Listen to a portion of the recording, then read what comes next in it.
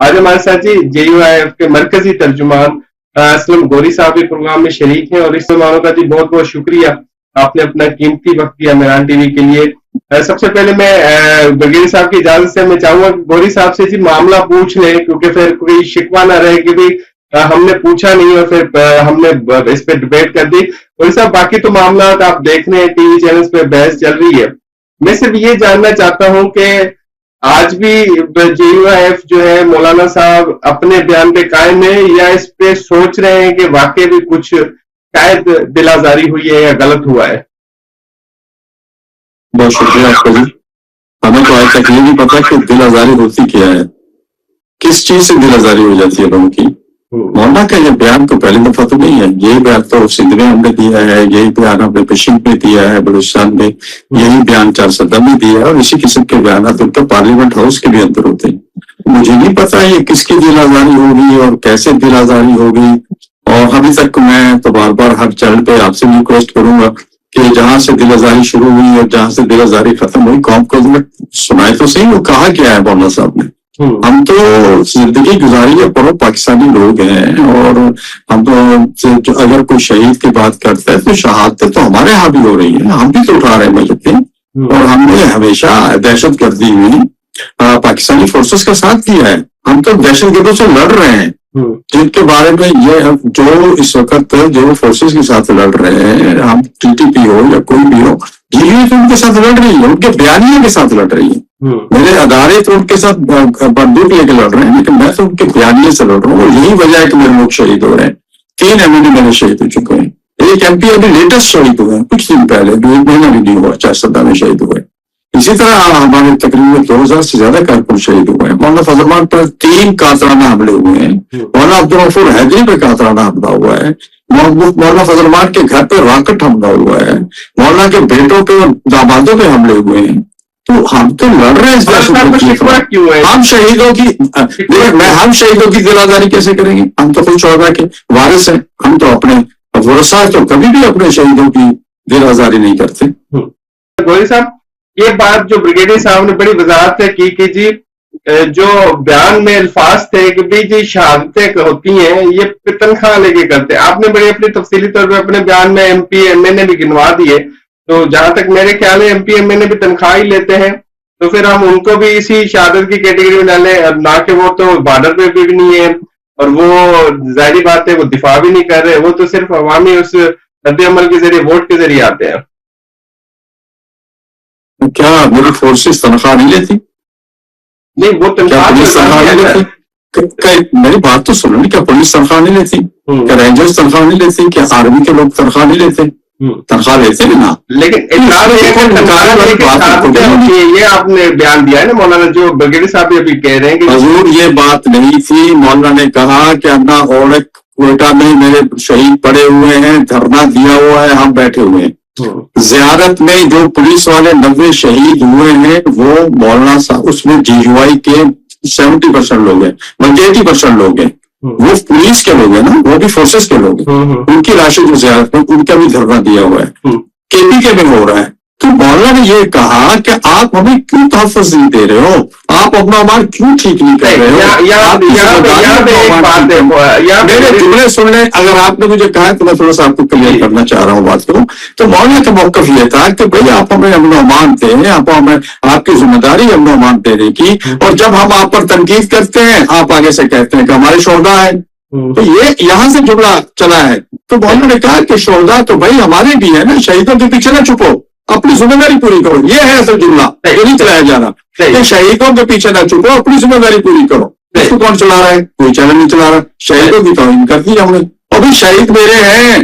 شہید جو ہوتا ہے نا جناب، قومی ورثہ ہوتا ہے، شہید پہلے اپنے خاندان کا ہوتا ہے، شہید پہلے خاندان کا ہوتا ہے، بعد میں قومی ورثہ ہوتا ہے، وہ شہید اتنا ہی آپ کا جتنا میرا ہے۔ یہاں پہ گوری صاحب آپ کو دوبارہ شامل کرتے ہیں، پھر بگیڑی صاحب کی طرف جائیں گے۔ آپ نے بڑی اہم بات کی، آپ نے کہا جی پولیس والے شہید ہوئے، امن امان ہے وہ قائم کرنے کی ذمہ داری پولیس کی ہے اور مقامی جو سیکورٹی اداروں کی ہے، فوج تو بارڈر سیکورٹی فورسز ہے۔ ہم مولانا صاحب کے بیان سے یہ نتیجہ بھی عکس کر سکتے ہیں کہ مولانا صاحب مطالبہ کر رہے ہیں کہ بلوچستان میں خیبر پختونخوا میں شام کو 6 کے بعد نکلا نہیں جا سکتا, وہاں پہ فوج تعینات ہو, کیونکہ فوج تو صوبائی حکومتوں کے جو حکم پہ یا آئین کے مطابق ہی تعینات ہوگی نا, ویسے تو نہیں ہوگی. میرا خیال آپ نے یہ ایسا کوئی مطالبہ نہیں کیا, ہم تو امن کی بات کر رہے ہیں, ہمیں تو امن چاہیے. آپ نے دیکھیں آخری سٹیج ہوتا ہے ملک کے فوج کا, آپ نے پولیس کو بھرتی کی ہوئی ہے, اگر فوج کو لانا ہے آپ نے اس کام کے لیے, آپ نے پولیس ناکام ہوئی ہے, سیکورٹی رینجر کیوں آپ نے بھرتی کی ہے, پھر آپ نے اسی طرح ایف سی کیوں بھرتی کی ہوئی ہے, یہ ایف سی کس کے انڈر آتا ہے, رینجر کس کے انڈر آتی ہے. اب یہ اس طرح کی باریکیوں میں جائیں گے تو معاملہ اور چلے جائیں گے. امن امان قائم ہو اور یہ ساری صورتحال مجھے دیکھیں بات سنیں, امن و امان مجھے دینا حکومت کی ذمہ داری ہے. باقی جو بات شہید میری بات شہید والی تو پوری کرنے دینا, آپ شہید والی تو پوری کرنے دینا کہ شہید جو ہے پہلے اپنے خاندان کا ہوتا ہے, اس کے بعد قومی ورثہ ہوتا ہے. کسی حکومت کا, کسی شخص کا, کسی ادارے کا نہیں ہوتا ہے, وہ پوری قوم کا شہید ہوتا ہے. مجھے سمجھ نہیں آ رہی کہ ہم شہیدوں کے کب سے ہو گئے. وہ تو کلیئرٹی ہے. میری بات سنیے, کیا میں پاکستانی ہوں یا نہیں ہوں, میری بات کو سنیں, مجھے کلیئر کرنے دیں بات کو نا. کیا میں پاکستانی ہوں یا نہیں ہوں؟ اگر میں پاکستانی ہوں تو میرا شہید نہیں ہے, میں کیسے اس شہید کے خلاف بات کر سکتا ہے؟ میں تو یہ کہہ رہا ہوں شہیدوں کے پیچھے نہ چھپو. کیا مسئلہ ہو گیا, شہیدوں کی کون سی توہین ہوگی اس میں؟ اور پھر ایک بات مجھے بتائیں, ایک منٹ, اس بیانیوں کو لے کے جو چلا ہے, فیاض الحسن چوہان کا کون شہید ہوا, طاہر اشرفی کا کون شہید ہوا, ذرا کون کو بتا دینا آپ. مجھے یہ بتائیں کہ جناب اون چودھری کا کون شہید ہوا, ہنا پرویز بٹ صاحبہ جو شہیدوں کی ٹھیکیدار ہے ان کا کون شہید ہوا, ہمیں بتائیں تو صحیح نا.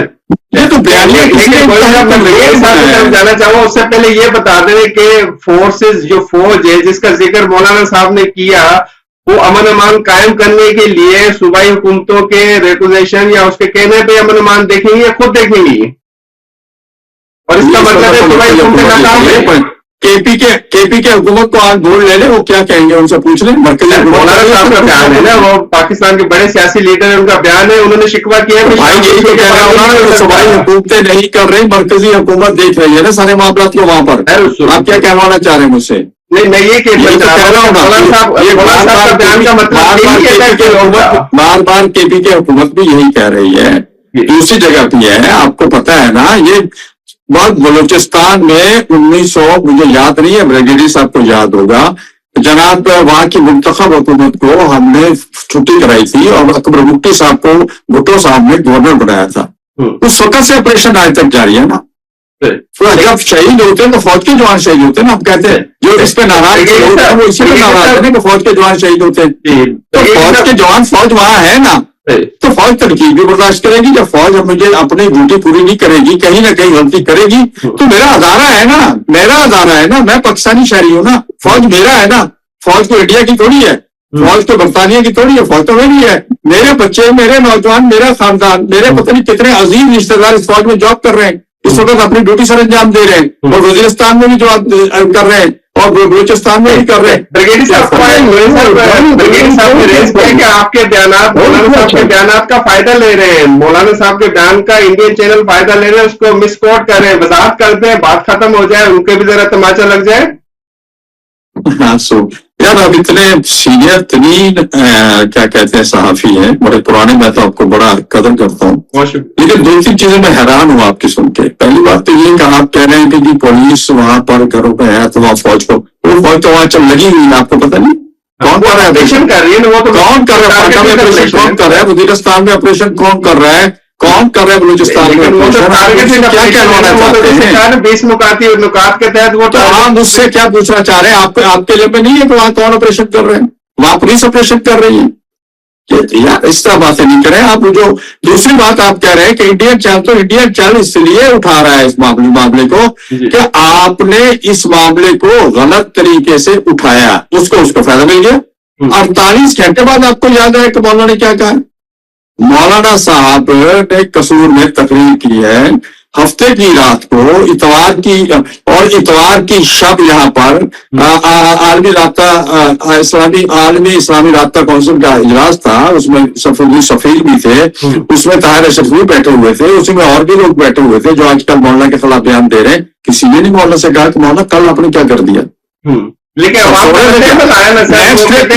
कौन सी आवाम है, मुझे एक तो आवाम दिखाओ, कोई एक सोशल मीडिया पर सोशल मीडिया पे तो ट्रेंड पे मैं चल रहा हूँ 5 दिन से टॉप ट्रेंड पे JUI है। आप कौन से ट्रेंड देख रहे हैं, आप किस सोशल मीडिया को देख रहे हैं? 5 दिन से टॉप ट्रेंड एक्स पे JUI का है। अब आप मेरे साथ आप किस सोशल मीडिया की बात कर रहे हैं? आप ताहिर अशरफी की बात कर रहे हैं? आप किस सोशल मीडिया की बात कर रहे हैं? आप आयशा गुलाबी की बात कर रहे हैं जिसको समाज में कोई नहीं जानता, जिसे कल इमरान खान के साथ क्या कह रही थी। अब किसकी बातें कर रहे हैं? आप मुझे ये तो बताएं ना। आप शहीदों का कोई वारिस आया सामने? किसी शहीद के वारिस ने कहा है? और अगर आप कहते हैं तो मैं फिर शहीदों के वारिसों को ले आता हूं कि दफन तो आप करते हो सैल्यूट मार के, और बाद में बच्चे सड़कों पे रो रहे हैं, उनको कोई नौकरी नहीं देता। तो मुझे वारिस लाने पड़े रोडों पे, मुझे शहीदों के इतने ठेकेदार हो ना, मैं भी शहीदों का ठेकेदार हूँ, मेरे भी अपने लोग शहीद हैं।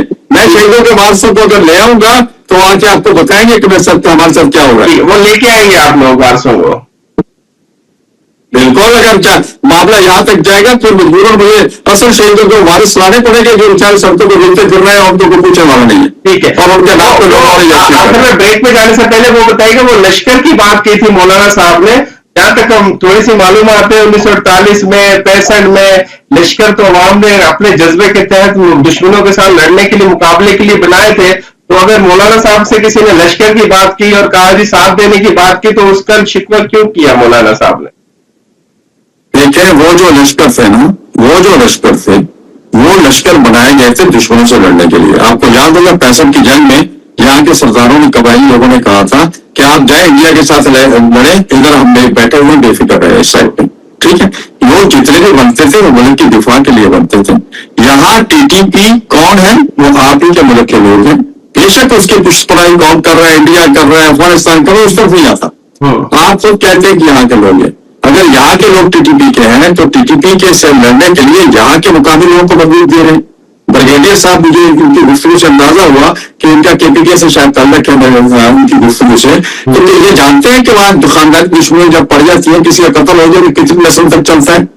मौलाना साहब का ये एतराज है, मौलाना साहब का ये एतराज है कि आप मुकामी लोगों को आपस में ना बढ़ाएं, आप हमें ना कहें कि लश्कर बना के आप लड़ रहे हैं ना।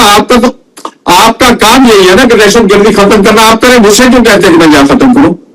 ठीक है, बस मुल्क के जज्बे के लिए, मुल्क की खातिर मिलकर काम नहीं कर सकते। आप ऐसा करें, मुल्क के जज्बे के लिए मेरे साथ चले, हम कच्चे के नाकों के खिलाफ ऑपरेशन करते हैं। मैं तो हाजिर हूँ, ये तो हुकूमत की गाइडलाइन है, वो आगे जाने देता है कि नहीं देती। सुभान अल्लाह। तो फिर ये ऐसी बातें नहीं करना यार जो अच्छी लगे आपको। गौरी साहब, आखिर में आपकी तरफ फिर आखिरी मजाक के शुरू मामले में ब्रिगेडियर साहब ने कहा जी रिव्यू कर लें, बेहतर है रिव्यू कर लें। ये ब्रिगेडियर साहब नहीं, आप लोग फर्द जुर्म क्यों आयद कर रहे हो ना? आप किसी के भी पहले फर्द जुर्म आयद होती है, फिर उसको कहते हैं आपकी ये सजा है। हर बंदा टीवी पे बैठा हुआ फर्द जुर्म आयद कर रहा है। मैं बार बार कह रहा हूँ, मुझे बात करने दीजिए, या तो मुझे बात करने दीजिए या फिर आप बात करने मेरी बात को आप क्यों काट रहे हैं? नजरसानी करें, वो ये कह रहा हूँ मैं, इसलिए शामिल नहीं। ऐसे नजरसानियां नहीं होती कि आप कहां से पकड़े दिए गए, आए जी इधर आए जी, अब सीधे हो जाए। ये जुबान किसी और को सिखाए, हमें ना सिखाए। हम सियासतदान है, हमें ये सारी कहानियां आती है, अभी सियासी जुमले भी आते हैं, बातें भी आती हैं। हमसे बात करनी है तो आप मेरा जुर्म साबित करें, मैं माफी मांगने के लिए तैयार हूँ। जुर्म ही मैंने नहीं किया, मैं कह रहा हूं कि मैंने कोई जुर्म नहीं किया। मैं बार बार कह रहा हूं कि शहीद मेरे अपने हैं, मैं सब शहीदों का मैं शुक्रगुजार हूं, उनके वर्षा का भी, जिनकी जाने गई है। मैं इनका ब्रिगेडियर साहब का शुक्रगुजार हूं कि उन्होंने मौलाना हसन जान का नाम लिया, उन्होंने मौलाना शेख अदरीस का नाम लिया, उन्होंने जनाब मैं इसमें इजाफा अगर करूं तो मौलाना मिराजुद्दीन भी थे, इसमें अगर इजाफा करूं तो हमारे MNA फाटा से दूसरे MNA भी थे। तो ये लोग किस लिए लड़े? ये तो इस बयानिए पे उन्होंने जाने दिए ना, दहशत गर्दी के खिलाफ बयानिए पे ये खड़े हुए ना تو میں تو عام آدمی ہوں, مجھے تو اسلحے کا لائسنس بھی 50 جگہ سے جا کے ملتا ہے.